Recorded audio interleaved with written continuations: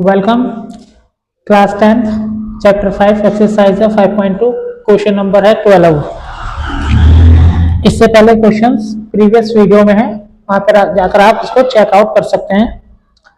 अब 12 नंबर का जो क्वेश्चन है वो बड़ा ट्रिकी क्वेश्चन है, क्वेश्चन बड़ा आसान है। तो कहता है two APs have the same common difference, the difference between their 100th term is 100, यानी कि 100th टर्म का डिस्टेंस जो है 100 है।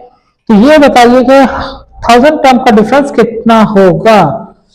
बिल्कुल आंसर आसान है, देखते हैं। लेट एक एपी ले लेते हैं जिसको हम लिखते हैं फर्स्ट, और इसका 100 पे क्या आएगा, 100 n ले लेते हैं। 100 n लेंगे तो हम लिखेंगे 1 + 99 d। फिर एक और दूसरी एपी पर ए चेंज कर लेते हैं उसमें, क्योंकि डिफरेंस सेम आएगा। सेकेंड एपी में 100 टर्म, तो ए + 99 डी। ठीक है, तो कंडीशंस में उसने कहा है हमें कि इन दोनों का डिफरेंस क्या होना चाहिए, 100 होना चाहिए। यानी कि AP dash 100 minus AP 100 is equal to 100 है। ठीक है, तो अब इसकी वैल्यू ये रही हमारे पास, A dash + 99 D minus A minus 99 D is equal to 100। ये दोनों कैंसल और इनकी value A dash minus A is equal to 100 आ गया। अब इसी चीज को हमने किस पे करना है, 1000 पे करना है।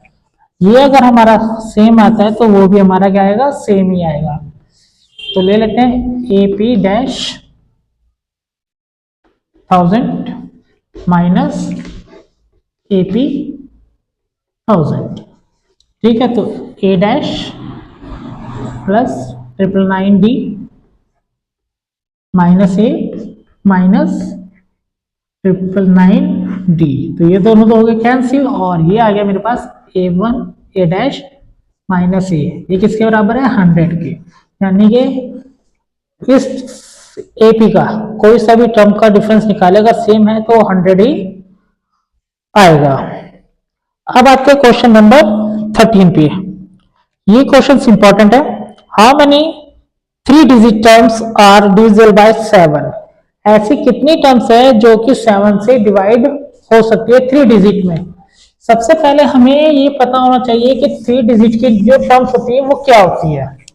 ठीक है, जैसे सिंगल डिजिट टर्म क्या होती है, 2 डिजिट टर्म क्या होती है, 3 डिजिट टर्म क्या होती है। क्योंकि आप लोग 10th क्लास में हो तो 3 डिजिट टर्म तो हमारे पास पता है क्या होगी, 105 से स्टार्ट होगा जो कि 7 से डिवाइड होगा, क्योंकि 15 पे आ जाएगा, और फिर 1012।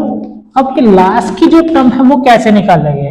लास्ट के 3 डिजिट टर्म तो होती है 999, तो 999 को हम क्या करेंगे, 7 से डिवाइड कर देते हैं।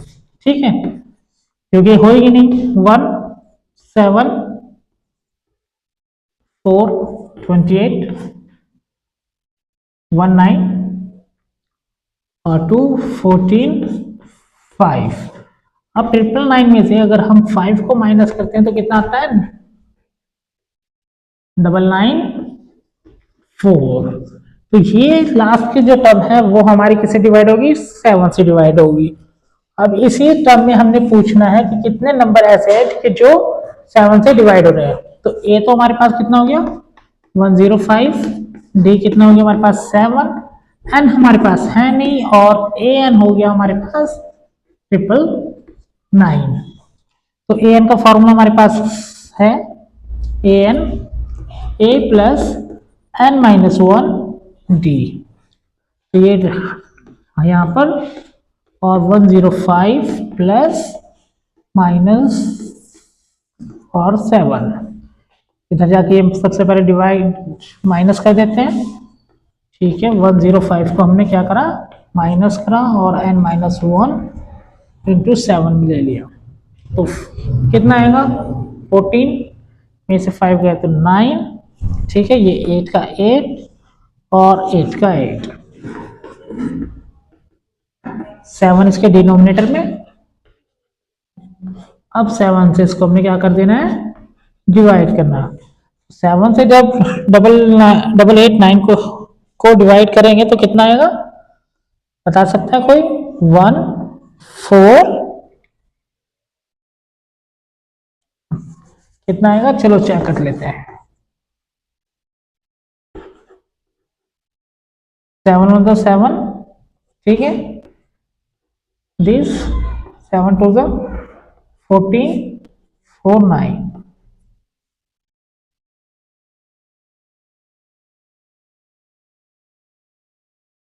ये 49 आ जाएगा। एक बारी और इसको रीचेक कर लेते हैं, कहीं हमारी कोई गलती तो नहीं हो रही है। तो देखते हैं, 9 14 में से 5 गया तो 9, ठीक है, 8 का 8, 9 में से 1 गया तो 8, ये 7 है, ये 8 8 9 है हमारे पास, ठीक है। तो जब हम इसको डिवाइड करेंगे तो 7 1 7, 1 आया, 18 आया, 4 आया, 2 पे 20, और हाँ यहाँ गलती क्या थी हमारे पास, क्या 7 आना था, क्या आना था, 7 ना कि 9। तो कितना आंसर है हमारे पास, 127, और n-1 इधर जाके क्या हुआ, ये प्लस हो जाएगा, तो n की वैल्यू कितनी आ जाएगी, 128।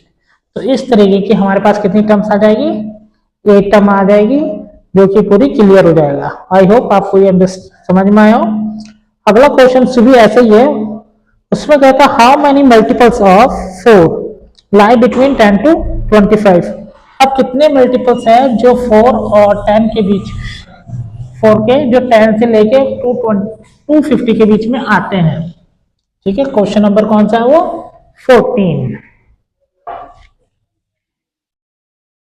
तो एपी हमारी फिर से बन गई, पहला तो 12, 16 और 248।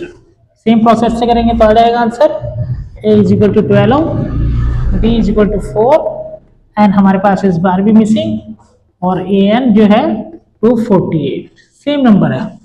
तो ए एन का formula a plus n-1 d, 248 12 plus n-1 D कितना है हमारे पास, 4। पहले इसमें से 12 माइनस कर देते हैं, और n-1 4 कितना है, 6 3 2 n-1 4 इसके डिनोमिनेटर में चला जाएगा। अब इसको क्या करना है, हमें कैंसिल करना है। जब हम इसको कैंसिल करेंगे तो कितना आएगा, 5 9, और n-1 1 इधर जाके कितना हो जाएगा, प्लस हो जाएगा। तो कितना हो गया, ये 1 प्लस करने के बाद 60, कितना हो गया 60, n की वैल्यू कितनी आ जाएगी, 60। इस तरीके से ये क्वेश्चन भी हमारा कंप्लीट हो जाएगा। अब आते हैं इसका अगला question, question number 15। Question number 15 में उसने कहा है कि भाई आपके पास जो है वो 2 टर्म है, 2 एपीज है, और उन एपीज में इक्वल एनएफ टर्म पर जाकर वो क्या हो जाती है, इक्वल हो जाती है। तो वो टर्म पता करनी है जहां पर ये इक्वल हो जाएगी। तो फर्स्ट एपी मेरे पास है, फर्स्ट एपी लिख देते हैं, वो है 63 65 67, ठीक है। और सेकेंड इसके ही ले लेते हैं सबसे पहले, ए जो है वो 63 और कैपिटल डी ले लेते हैं 62, ये 2 आ गया, ठीक है। और सेकेंड एपी में हम चेक करेंगे क्या क्या चीज़ है, 3 10 17। तो इसमें जो ए है वो हमारे पास 3 है, और डी जो है वो 7 है, ठीक है। तो क्वेश्चन के अकॉर्डिंगली उसने क्या कहा है कि उनकी एपीज बराबर हो जाएगी एंडम पे, ठीक है। तो ए प्लस n-1 डी और a plus n-1 D, D यहाँ कैपिटल ले लेते हैं ताकि हमें कंफ्यूजन ना रहे। तो ये कितना हो गया हमारे पास, a 3 है, ठीक है, n-1 7, और ये क्या है, ये हमारे पास 63 प्लस n-1 डी कितना है हमारे पास 2। हाँ, क्वेश्चन नंबर 16 था ये हमारा, कितना था 16 था, नहीं 15 था, सॉरी क्वेश्चन नंबर 15 था ये हमारा, 16 नहीं। तो अब मुझे इसको सॉल्व करना है, तो पहले मैं इनका ब्रैकेट खोल लेता हूँ, 7n-7 63 plus 2n minus 2, like number, 7n minus 4 और 1 plus 2n। हमें पता ही है कि हमने क्या लेना है, 7 लाइक नंबर को एक जगह और अनलाइक नंबर्स को एक जगह लेते हैं। तो हो गया हमारे पास 65 और ये कितना आ गया 5n, और इसको जब हम डिवाइड करते हैं तो हमारे पास आंसर आ गया 5 से डिवाइड करेंगे तो 13। तो n की वैल्यू कितनी आ जाएगी हमारे पास 13। इस तरीके से हमारे पास इसकी वैल्यू आ गई। अब आता है question number 16। Determine the APs whose third term is 16 and 7th term exceed the 5th term by 12। हमने इसमें AP पता करनी है, बिल्कुल आसान क्वेश्चन है। इसी तरीके से क्वेश्चन नंबर 16 में AP पता करनी है। उसने कहा है कि जी हमारे पास A3 जो है वो 16 है, यानी कि A plus 2D is equal to 16, और A7 जो है A5 पे अगर हम करें तो वो कितना है 12 है। इसको सॉल्व करते हैं। A plus 6D minus A plus 4D minus हो जाएगा क्योंकि माइनस है हमारे पास 12 दिस, तो 2D इज इक्वल टू 12 और D इज इक्वल टू कितना आ गया 12/2 6। D इज इक्वल टू 6 आ गया। 6 की वैल्यू इक्वेशन 1 में फिल कर देंगे। Put value of D in equation 1। तो A की वैल्यू कितनी आ जाएगी 2 into 6 plus is equal to 16। तो 12 को अगर हम 16 में से माइनस करेंगे तो कितना आ जाएगा, बताइए जल्दी, कितना 4। ठीक है, तो ये हमारे पास 4 आ जाएगा। अब ये हमारा 4 आ गया। अब हमने AP निकालनी है, तो AP के लिए A2 की जरूरत हमें होगी। ठीक है, A2 क्या होगा हमारे पास A प्लस D, तो 4 प्लस 6 इज इक्वल टू 10। तो AP क्या होगा हमारे पास 4, 10 और 16। इस तरीके से हमारे पास एक ये AP कंप्लीट तैयार हो जाती है। अब आता है क्वेश्चन नंबर 17। क्वेश्चन नंबर 17 जो है कई बार एग्जाम में आ चुका है और आता भी है। बड़ा ट्रिकी सा क्वेश्चन है और बहुत ज्यादा आसान है। ज्यादा कि इस क्वेश्चन को करने में हद से हद 1 से 2 मिनट लग सकती है अगर तेज कैलकुलेशन की जाए। Find the 20th term from the last term of 8 is 3, 8, 13 और 253। लास्ट से 20 टर्म फाइंड करनी है और AP उसने दी है हमें ये 3, 8, 13 और 253। हमने शुरू से नहीं लेनी, हमने लास्ट से टर्म लेनी। इस तरह करके कितनी लेनी है 20th टर्म। ठीक है, तो A हमारे पास 253 हो गया और D कितना हो जाएगा, फिर कितना हो जाएगा 3 माइनस 5 8 इज इक्वल टू -5 और n जो हो जाएगा वो 20 है। तो A20 का फॉर्मूला लगा देंगे A प्लस 19D।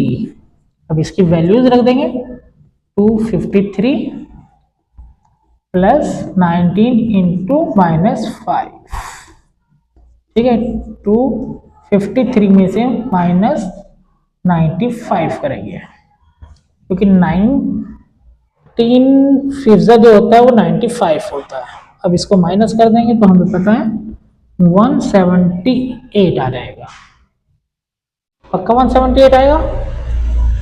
देख लीजिए, इधर से अगर हमने कैरी ले लिया तो 14 158 आएगा। 78 है 158 क्योंकि यहाँ 14 बचेगा, 14 में से 9 जाएगा तो 5 होगा और 1 का 1 आ जाएगा। तो इस तरीके से हमारा ये 17 क्वेश्चन इतना आसान हो जाता है।